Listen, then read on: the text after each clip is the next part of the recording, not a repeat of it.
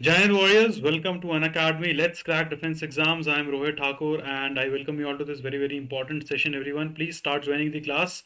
Today we'll be doing the physics most important questions और ये जो है एग्जामिनेशन पॉइंट ऑफ व्यू से बहुत ही ज़्यादा इंपॉर्टेंट है। तो चलिए भाई everyone start joining the class. और जो भी लोग भाई पहली बार चैनल पे आए हो, चैनल को सब्सक्राइब कर दो, अपने फ्रेंड्स के साथ शेयर भी कर दो so that they can also join with us. और जो मेरे साथ भाई पहली बार क्लास लगा रहे हो, my name is Rohit Thakur. I am a verified defence educator and clearing CDS 4 times and being from a military and defense background, तो I'll be guiding you for your defense journey. चलिए भाई everyone start joining the class. Telegram अगर आपने join नहीं किया तो you can join us on Telegram as well. Q&A Academy is the Telegram channels name. और इसको आप ज्वाइन करिए भाई। यहाँ पर जो है आप लोगों को मिलेगा स्टडी मटेरियल के साथ साथ you will be getting the PDF as well. उसके बाद आप जो है यहाँ पे डाउट्स भी पूछ सकते हैं। उसके अलावा जो आपको ध्यान रखना है दैट इज मंजिल CDS 1 2022 जो है आप लोगों की जो मंजिल है इनफैक्ट 23 तारीख से जो है भाई 11 बजे सुबह जो आपका मॉक टेस्ट हो रहा है इसको आपको लगाना है। जो फर्स्ट 40 कैंडिडेट्स होंगे जिनको मिलेगा अप टू 5000 तक का अमेजॉन वाउचर जो है इसमें मिलेगा आप लोगों को। तो इसको भाई आप जरूर लगाइए और then you will be knowing कि भाई where do you stand in your preparation. बहुत ही ज्यादा इंपॉर्टेंट मॉक टेस्ट होगा। अगर आप भाई टॉप 40 में आते तो प्राइज मनी भी मिलेगी and you will be knowing कि भाई हमारी जो प्रिपरेशन है वो अच्छे से चल रही है। सैटरडे मैराथन जो आपको रेगुलरली लगानी है बहुत ज्यादा इंपॉर्टेंट है आप लोगों के लिए। ठीक है भाई, इस मैराथन को आप लगाइए, आपके एग्जामिनेशन में बहुत ज्यादा हेल्प होगी, चाहे आप एफकैट के लिए अपियर हो रहे हो चाहे सीडीएस के लिए अपियर हो रहे हो। बलिदान batch which is a complete batch course which is starting from 26 जनवरी। और भाई जल्दी जल्दी जो है आ जाइए इस बैच के अंदर। Like in army what no बलिदान means to give everything to your country.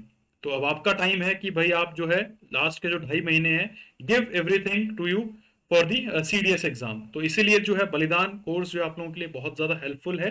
Probation time period होगा जब हम आपको पढ़ाएंगे और लास्ट में जाके आपको जो है अर्न करना पड़ेगा by clearing the CDS examination.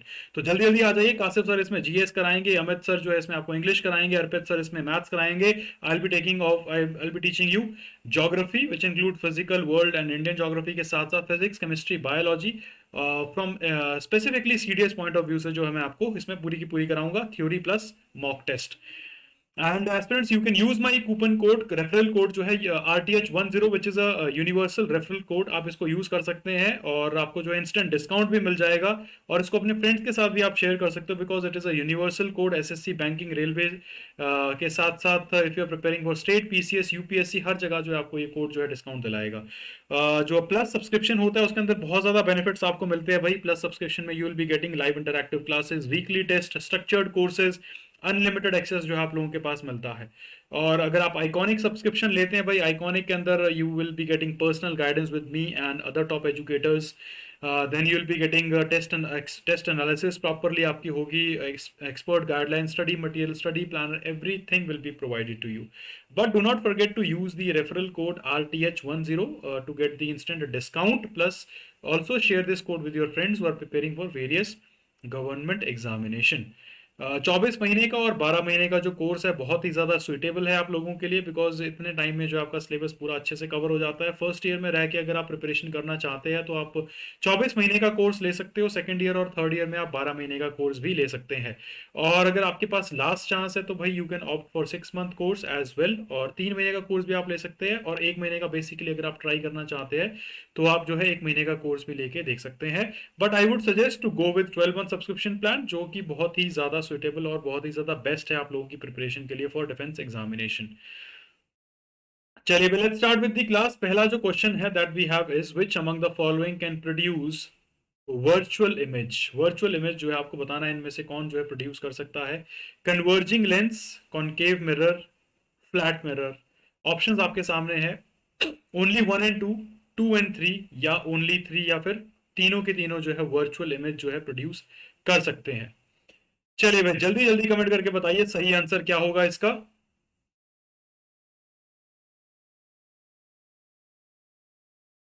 Everyone comment fast. Converging lens, concave mirror, flat mirror, कौन सा जो है आपको बताना है भाई वर्चुअल इमेज जो है कौन कॉज करता है, कौन प्रोड्यूस करता है।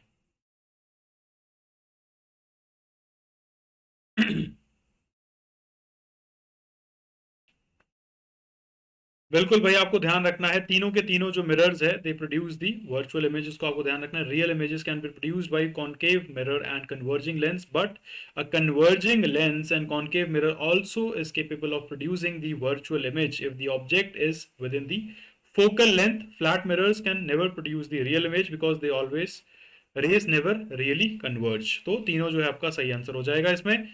नेक्स्ट क्वेश्चन अगर हम देखें, consider the following statement. A body at rest has no inertia. A body in free fall in vacuum has constant acceleration.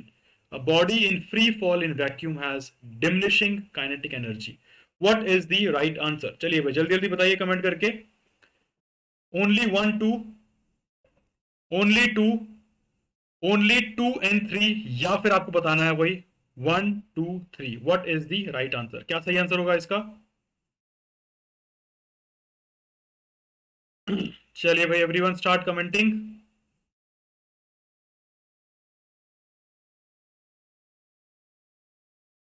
A body at rest has no inertia. A body in free fall in vacuum has constant acceleration, and body at free fall in vacuum has diminishing kinetic energy. What is the right statement? पहली दोनों, दूसरी दूसरी तीसरी, या तीनों की तीनों आपको बताना है सही है.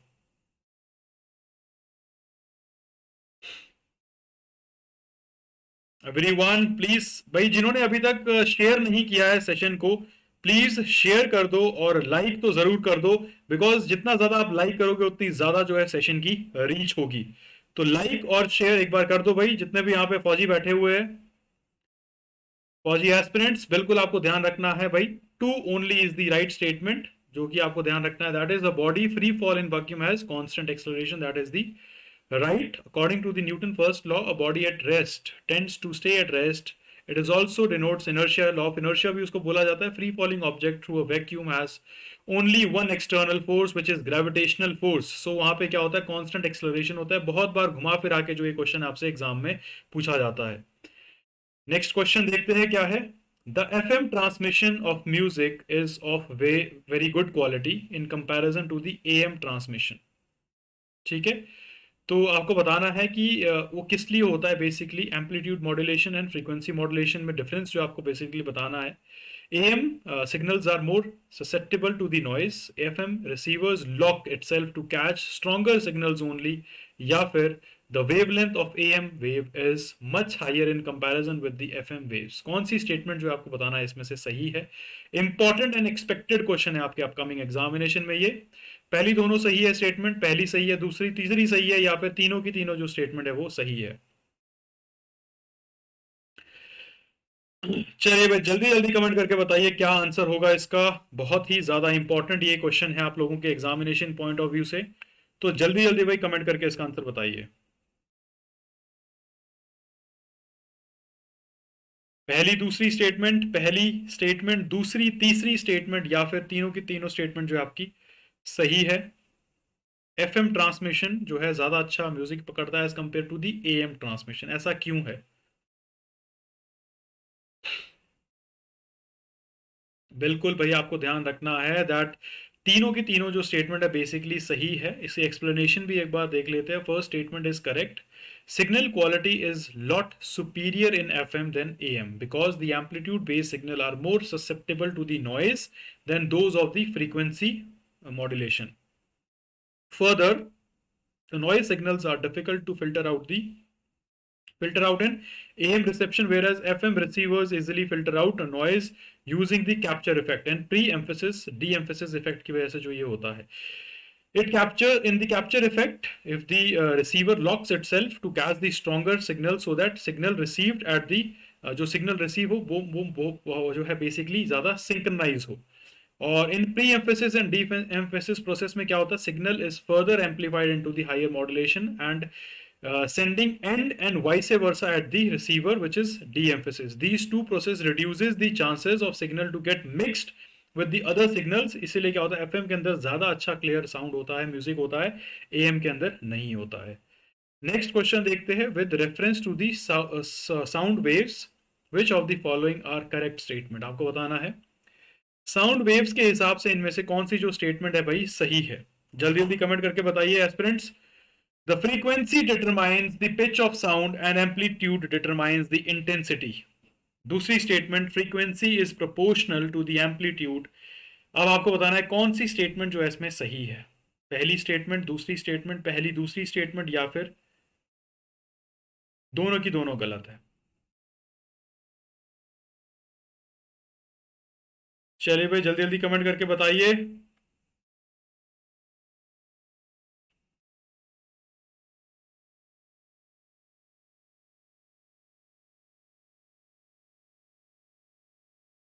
Comment fast everyone. What is the right answer?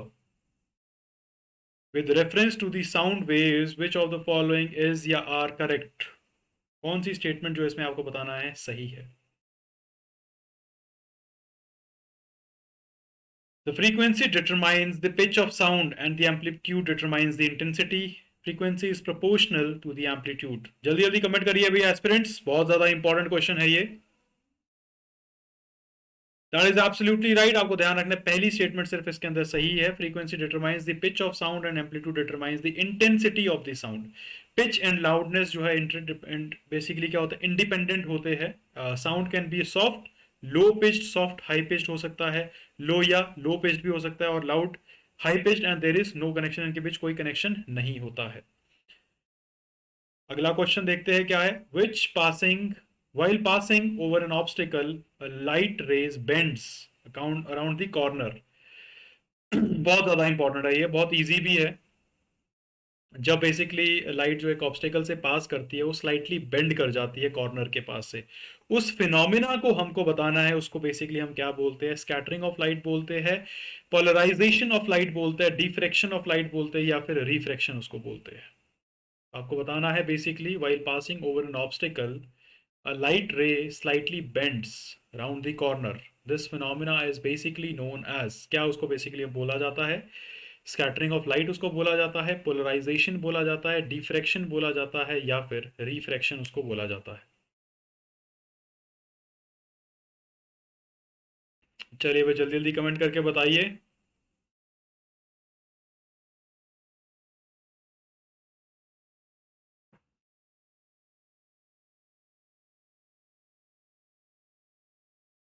चलिए भाई जल्दी जल्दी aspirant start commenting and tell what is the right answer.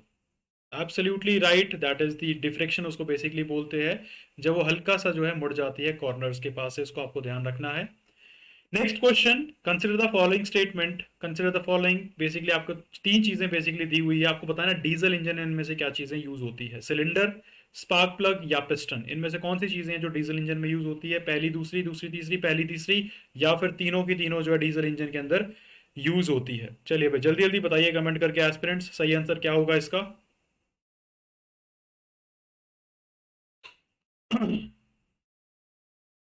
Diesel engine के अंदर आपको बताना है क्या चीज यूज होती है।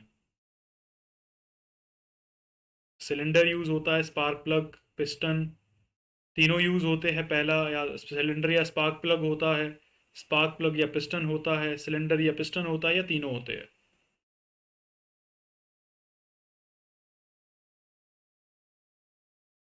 चलिए भाई जल्दी जल्दी कमेंट करके बताइए।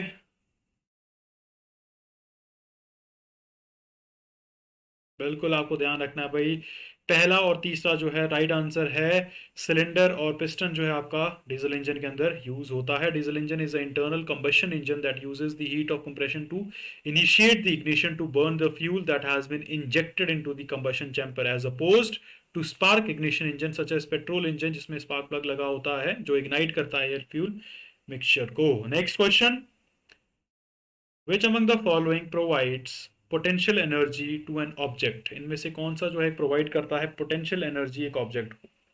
मोमेंटम, पोजिशन, एक्सलरेशन, या फिर shape. Which among the following provides potential energy to object? बहुत ज्यादा इजी, बहुत बार आपको कराया है मैंने। पोटेंशियल एनर्जी जो है बेसिकली किस चीज की वजह से होती है? आपको मैंने कराया था, मोमेंटम की वजह से होती है, पोजीशन की वजह से होती है, एक्सलरेशन की वजह से होती है, या फिर शेप की वजह से ये होती है। ये क्वेश्चन को तो आपको भाई 100% सही आंसर देना है, कोई गुंजाइश ही नहीं है कि आपको इसका गलत आंसर आए। बिल्कुल भाई, that is absolutely right, that is because of the position. जो पोटेंशियल एनर्जी होती है that is because of the position, kinetic energy होती है that is because of the motion. तो ये आपको ध्यान रखना है। Potential energy is defined as the energy that is stored in object due to its position. Various type of potential energy include the gravitational potential energy, depends on its mass and distance from the center of other object. The elastic potential energy, the electrical potential energy, ये जो कुछ examples भी है इसके, तो आपको ध्यान रखना है किस चीज की वजह से है भाई, पोजीशन की वजह से। अगला क्वेश्चन देखते हैं क्या है। Consider the following: convex lens, concave mirror, convex mirror and lastly आपके पास है plane mirror। कौन जो है इनमें से आपको बताना है real image of a real object show करता है। चलिए भाई, बहुत ज्यादा इंपॉर्टेंट है क्वेश्चन और बहुत ज्यादा कंसेप्चुअल बेस्ड है, तो आपको थोड़ा सोचना है। टेक योर टाइम और आराम से कमेंट करके बताइए कि भाई basically real image, real object की इनमें से कौन सा लेंस और कौन सा मिरर जो है बेसिकली शोकेस करता है, प्रोड्यूस करता है। चलिए भाई जल्दी जल्दी बताइए। Real image.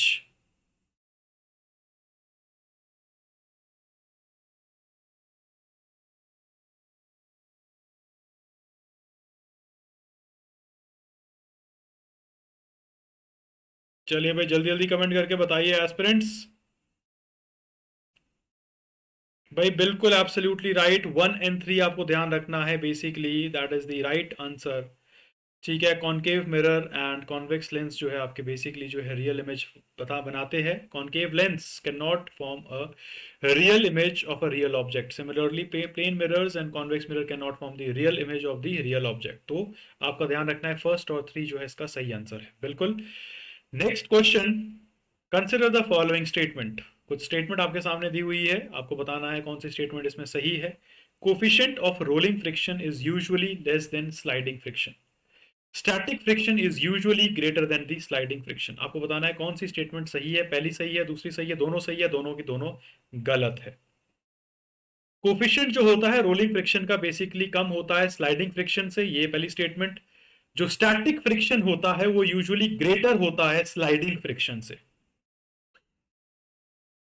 चलिए भाई जल्दी जल्दी कमेंट करके बताइए सही आंसर क्या होगा एस्पिरेंट्स इसका। कौन सी जो स्टेटमेंट है आपको बताना है इसके अंदर सही है।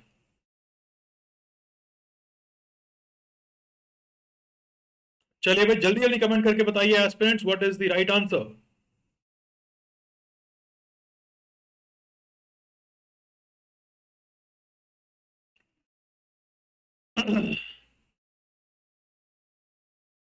बिल्कुल भाई बिल्कुल एब्सोल्युटली राइट, आपको ध्यान रखना है भाई दोनों स्टेटमेंट जो है बेसिकली सही है। कोफिशिएंट जो होता है रोलिंग फ्रिक्शन फ्रिक्शन का बेसिकली कम होता है स्लाइडिंग फ्रिक्शन से, और जो स्टैटिक फ्रिक्शन होता है वो ग्रेटर होता है आपका स्लाइडिंग फ्रिक्शन से, तो इसको आपको ध्यान में रखना है। ठीक है भाई, नेक्स्ट क्वेश्चन देखते हैं। Consider the following observation. आपके सामने कुछ ऑब्जर्वेशंस दी हुई है। A circular metallic disc has a circular hole at its centre. When the disk is heated, the diameter of the hole will decrease. पहली स्टेटमेंट। दूसरी स्टेटमेंट है a common fluorescent tube contains mercury vapor at high pressure। तो इनमें से आपको बताना है भाई कौन सी जो स्टेटमेंट है वो सही है, पहली सही है, दूसरी सही है, दोनों सही है या दोनों की दोनों गलत है। चलिए भाई जल्दी जल्दी कमेंट करके बताइए कौन सी स्टेटमेंट जो है आपकी सही है। पहली स्टेटमेंट आपको बोला गया है a circular metallic disc, a circular metallic disc has the circular hole at its center। when the disc is heated तो डायमीटर जो है वो डिक्रीज करेगा होल का, पहली स्टेटमेंट। दूसरी स्टेटमेंट आपको बता रहा है, बोल रहा है कि कॉमन फ्लोरेसेंस ट्यूब जो होती है उसमें मर्करी वेपर होते हैं हाई प्रेशर पे। तो आपको बताना है कौन सी स्टेटमेंट जो है इसमें से सही है। चलिए भाई जल्दी जल्दी कमेंट करके बताइए aspirants what is the right answer. क्या सही आंसर होगा इसका। दैट इज एब्सोल्युटली राइट, बिल्कुल दोनों की दोनों जो स्टेटमेंट है आपको ध्यान रखना है गलत है। First statement is not correct. तो बेसिकली जब क्या होता है, when you heat a circular disc with a pole in it centre the diameter of hole would increase instead of decrease नहीं होगा, वो इंक्रीज होगा। जैसे जैसे उसको आप गर्म करते जाओगे तो वो बढ़ता जाएगा। However the hole is small in comparison to the overall size of the disk, it may also get skewed due to the differential heating of the disk। The second statement is also not correct because fluorescent tube is filled with the gas containing the low pressure mercury vapor, argon, xenon, neon, krypton जो उसके अंदर होता है। Pressure inside the lamp is around 0.3% of the atmospheric pressure, तभी जब आप उसको फोड़ते हो अचानक से पटाखा होता है और पूरी गैसेस बाहर आती है, अगर आपने ट्यूब कभी फोड़ी हो तो। ठीक है, नेक्स्ट देखते हैं। Which of these pairs has the same unit of measurement? कौन सी जो आपको ध्यान रखना है, which of these pairs has the same unit of measurement? Measurement की जो है सेम यूनिट किस में होती है आपको बताना है। Rate of flow and acceleration, impulse end moment of force, Rydberg constant and gas constant, या फिर pressure and coefficient of electricity की जो है मेजरमेंट की जो यूनिट होती है वो सेम होती है। एवरीवन जल्दी जल्दी कमेंट करके बताइए भाई सही आंसर क्या होगा इसका। जल्दी जल्दी कमेंट करके बताइए भाई, बहुत ज्यादा इंपॉर्टेंट ये क्वेश्चन है। बिल्कुल आपको ध्यान रखना है, that is the pressure and coefficient of elasticity जो होता है उनकी बेसिक जो है यूनिट सेम होती है। Pressure and coefficient of elasticity have the same unit, newton metre square per metre square जो बेसिकली, और other units rate of flow का जो है दैट इज डिफरेंट, और इम्पल्स की भी जो है डिफरेंट होती है। Next question, two vectors are said to be equal when? आपको बताना है टू वेक्टर्स जो है बेसिकली इक्वल कब होते हैं। If they have basically equal magnitude and same direction, if they have equal magnitude and opposite direction, they have equal magnitude and common initial point, या फिर they have equal magnitude irrespective of the direction। कौन सी जो statement है आपको बताना है इसके अंदर सही है। वेक्टर्स के जब हम बेसिकली उनको हम इक्वल जब बोलेंगे तो इनमें से कौन सी स्टेटमेंट जो है आपको सही है बताना है। पहली स्टेटमेंट मैंने बताया आपको क्या भाई, उनका अगर इक्वल मैग्नीट्यूड होगा सेम डायरेक्शन होगी, इक्वल मैग्नीट्यूड होगा अपोजिट डायरेक्शन होगी, इक्वल मैग्नीट्यूड होगा कॉमन इनिशियल पॉइंट होगा, या फिर equal magnitude irrespective of the direction. चलिए भाई जल्दी जल्दी कमेंट करके बताइए aspirants what is the right answer. पहला, दूसरा, तीसरा या फिर चौथा? कब जो है आपको बताना है वेक्टर्स की जो है, टू वेक्टर्स को जो इक्वल बोला जाएगा, कब होगा? चलिए भाई absolutely right, that is the right answer. अगर उनका जो है मैग्नीट्यूड इक्वल होगा और सेम डायरेक्शन में होंगे तब जो है उनको बोला जाएगा कि भाई वो एकदम सेम है। That is right. Next question, the apparent weight of body becomes zero in which of the following cases in the elevator? आपको बताना है भाई जो एपरेंट वेट होता है, नॉट एक्चुअल वेट की बात नहीं हो रही है, एपरेंट वेट जो है वो जीरो कब होगा एलिवेटर में? मैंने आपको कराया हुआ थ्योरी क्लास में, और मैंने उस टाइम भी बोला था इसी टाइप के क्वेश्चन जो है सीडीएस में पूछे जाते हैं। During free fall of the body under gravity, elevator is accelerating downwards, elevator is at rest, elevator is at accelerating upwards. Apparent weight जो है बॉडी का जीरो कब होगा? चलिए भाई जल्दी जल्दी कमेंट करके बताइए एस्पिरेंट्स, एपरेंट वेट की जो है बात हो रही है तो वो जीरो कब होगा?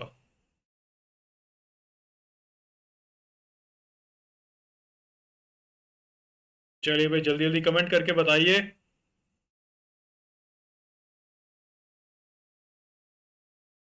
बिल्कुल भाई that is the right answer, during the free fall of body under the gravity. ठीक है, the apparent weight of the body become zero if the elevated during free fall of the body gravity, जो होता है जब basically जब वो free fall कर रही होती है तब जो है आपका बॉडी वेट जो है जीरो हो जाएगा।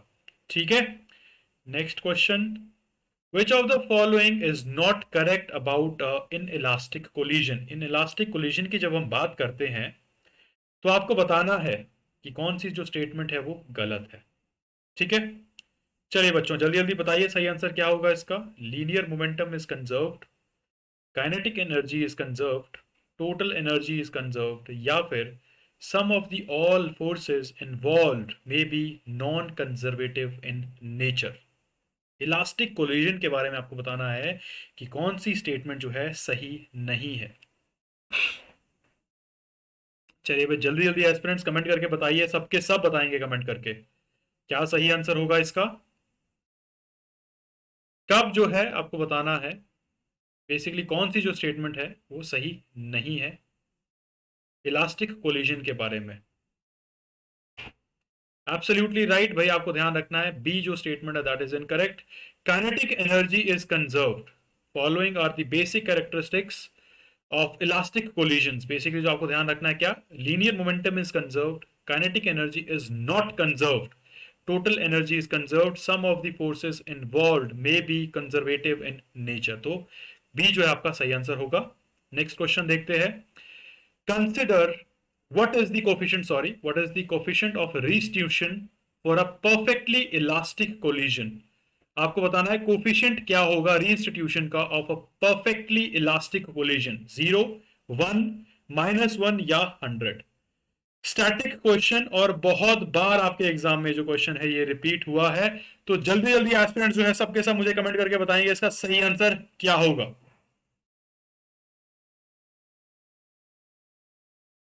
चलिए भाई सबके सब बताइए कमेंट करके what is the right answer.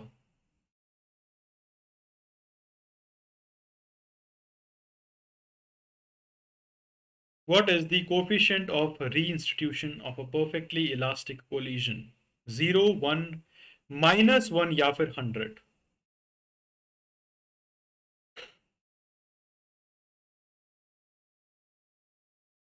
चलिए भाई everyone start commenting what is the right answer. That is absolutely right. आपको ध्यान रखना है भाई 1 होगा. That is the right answer for perfectly elastic collision. The coefficient of reinstitution is equal to 1 as the velocity of separation after collision is equal to the velocity of approach before the collision. For perfectly elastic collision, the coefficient of restitution is equal to 0 as the velocity of separation after the collision is equal to 0. तो coefficient of रिइंस्टिट्यूशन और coefficient of resilience is the ratio of relative velocity of separation after the collision and velocity of approach before the collision. तो ये भी आपको ध्यान में रखना है. Next question. What is the gravitational potential energy of infinite distance. आपको comment करके बताना है basically what is the gravitational potential energy for infinite distance. Infinite distance की जो है आपको बेसिकली ग्रेविटेशनल पोटेंशियल एनर्जी बतानी है कितनी होगी. 0 होगी, इन्फिनिटी होगी, 9.8 जूल होगी या नन ऑफ द अबव. चलिए भाई जल्दी जल्दी जो है कमेंट करके बताइए सही आंसर क्या होगा इसका.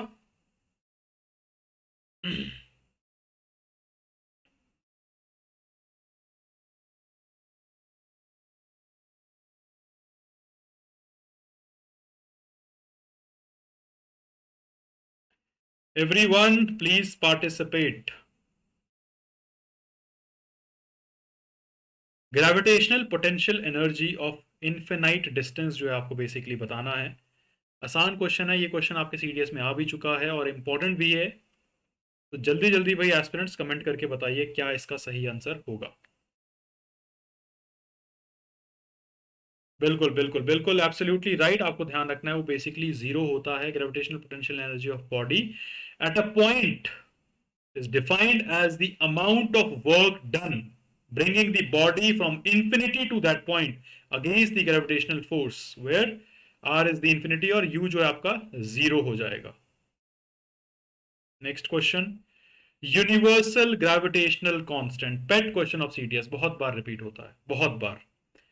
यूनिवर्सल ग्रेविटेशनल कांस्टेंट जो है आपको बताना है इनमें से कौन सा होगा. चलिए भाई जल्दी जल्दी कमेंट करके बताइए. 6.67 into 10 to the power -9 -10 11 -11. Universal gravitational constant.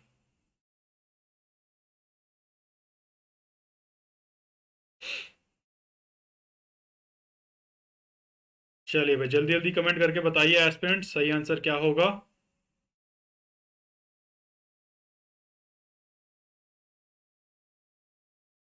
What is the value of universal gravitational constant?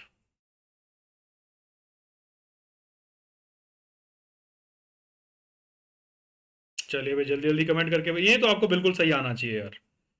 ये तो आसान है. जल्दी जल्दी बताइए. 6.67 इंटू 10 टू दी पावर 9 होता है, -9 होता है, -10 होता है, 11 होता है या -11 होता है, जिसको हम डिनोट करते हैं कैपिटल जी से. बिल्कुल आपको ध्यान रखना है भाई. 6.67 इंटू 10 टू दी पावर -11 जो है इसका सही आंसर है. That is the universal gravitational constant is same throughout the universe and is equal to जो मैंने आपको बताया. चलिए भाई नेक्स्ट देखते हैं. Which of the following is correct about gravitational force. Gravitational force के बारे में कुछ स्टेटमेंट जो है आपके सामने रखी गई है, आपको बताना है इनमें से कौन सी जो स्टेटमेंट है वो सही है। सही स्टेटमेंट आपको बतानी है। तो जल्दी जल्दी भाई सबके सब जो है कमेंट करके मुझे बताएंगे कि सही स्टेटमेंट क्या है ग्रेविटेशनल फोर्स के बारे में। It is the it is always attractive in nature, it is repulsive in nature, it may or may not be attractive in nature, or none of the above. Gravitational force जो है क्या होता है, जो universe में जितनी भी bodies है वो इस फोर्स को पोजेस करती है, तो वो किस टाइप का होता है बताना है आपको। और जल्दी जल्दी कमेंट करके बताना है। दो क्वेश्चंस और बचे हैं, ठीक है। सो जल्दी जल्दी पार्टिसिपेट करके बताइए। और लास्ट में जो आपका स्कोर है 20 में से आपके कितने सही होते हैं वो भी मेरे साथ शेयर करिए, और कमेंट करके बताइए मुझे अगर आपको कोई डाउट है, तो I will be getting back to the comments. That is absolutely right. It is always attractive in the nature, ठीक है। जो आपका ग्रेविटेशनल फोर्स होता है वो अट्रैक्टिव होता है नेचर में, और हर बॉडी जो है बेसिकली यूनिवर्स में इसको पोजेस करती है। Gravitational force is always attractive in nature, while electric and magnetic force can be attractive or repulsive. It is the weakest force in the nature. Next question, what happens to the orbital velocity of satellite when the radius of orbit is increased? जब अगर हम किसी orbit का radius increase करते हैं तो orbital velocity जो होती है सैटेलाइट का वो क्या होगा? डिक्रीज हो जाएगी, इंक्रीज हो जाएगी, सेम रहेगी, या नन ऑफ दी अबव? समझिए क्वेश्चन को। ऑर्बिटल वेलोसिटी होती है जो ऑर्बिट के अराउंड सैटेलाइट घूम रही होती है, उसमें क्या फर्क पड़ेगा अगर हम ऑर्बिट का रेडियस बढ़ा दें तो? जल्दी जल्दी कमेंट करके बताइए aspirants, what will be the right answer. देखिए भाई, again and again I always tell you aspirants कि जितने भी ये क्वेश्चंस है, ये क्वेश्चंस आपके defence examination point of view से बहुत ही ज्यादा इंपॉर्टेंट है, ठीक है। तो इसको आपको ध्यान रखना है कि जितने भी क्वेश्चंस हैं आपको बार बार रिपीट करते रहने हैं। चांसेस आर वेरी हाई कि ये जो क्वेश्चन है आपसे एग्जाम में पूछे जाएं, तो आपको इनको ध्यान में रखना है, ठीक है। तो इसका जो राइट आंसर है that is basically it decreases, ठीक है। तो ऑर्बिटल वेलोसिटी जो है, अगर हम बेसिकली ऑर्बिट का भाई रेडियस ही इंक्रीज कर दें तो जो है, और उसको जो बेसिकली क्या हो जाएगा, वो डिक्रीज हो जाएगी उसकी वेलोसिटी, ठीक है। नेक्स्ट देखते हैं क्वेश्चन, लास्ट क्वेश्चन है ये। Time period for a satellite orbiting close to the surface of earth. Repeat हुआ ये क्वेश्चन, और पहले भी मैं करा चुका था, उस टाइम भी मैंने आपको बोला था कि सीडीएस में पूछा जा सकता है। तो टाइम पीरियड आपको बताना है सैटेलाइट का क्या होगा जो कि एक हमारे ऑर्बिट काफी ज्यादा क्लोज जो है हमारे सरफेस को ऑर्बिट कर रही होगी। 84.6 मिनट्स, 72.4 मिनट्स, 42.8 मिनट्स, या फिर 24 घंटे। चलिए भाई जल्दी जल्दी कमेंट करके बताइए क्या सही आंसर होगा इसका।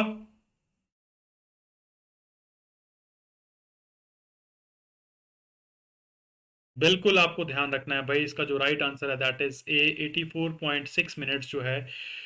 तो इतना तेज जो है बेसिकली वो रेडियस करती है अर्थ का, तो 84.6 minutes will be the right answer in this case. Radius of earth will be nearly equal to the radius of orbit is equal to the radius of earth. तो 6.4 into 10 to the power 6 metre per second. The time period of satellite orbiting close to the surface of earth is 84.6 minutes. That is the right answer, ठीक है भाई। तो ये थे भाई आपके physics mock, जो आपको ध्यान रखना है 20 इंपॉर्टेंट क्वेश्चन आपके एग्जामिनेशन पॉइंट ऑफ व्यू से। और जो सैटरडे मैराथन भाई आपको लगानी है वो बहुत ही ज्यादा इंपॉर्टेंट है एस्पिरेंट्स आप लोगों के लिए, ठीक है। इसको रेगुलर लगाइए। मैं इसमें आपको ज्योग्राफी और बायोलॉजी और केमिस्ट्री फिजिक्स के प्रॉपर मॉक टेस्ट लूंगा आपका। काफी लंबा वो सेशन चलेगा आप लोगों के लिए, काफी इंपॉर्टेंट क्वेश्चंस होंगे, और वहां से आपको एग्जाम में भी देखने को मिलेंगे क्वेश्चन, उस चीज की एश्योरेंस मैं लेता हूं। और CDS 1 2022 जो आप लोगों की मंजिल है उसका मॉक टेस्ट होने जा रहा है, 23 जनवरी को स्टार्ट हो जाएगा सुबह 11 बजे से। तो भाई इसको लगाइए और अपना रैंक देखिए आप कहाँ प्रिपरेशन पे स्टैंड करते हो, ऑल इंडिया बेसिस पे आपका क्या रैंक बनता है।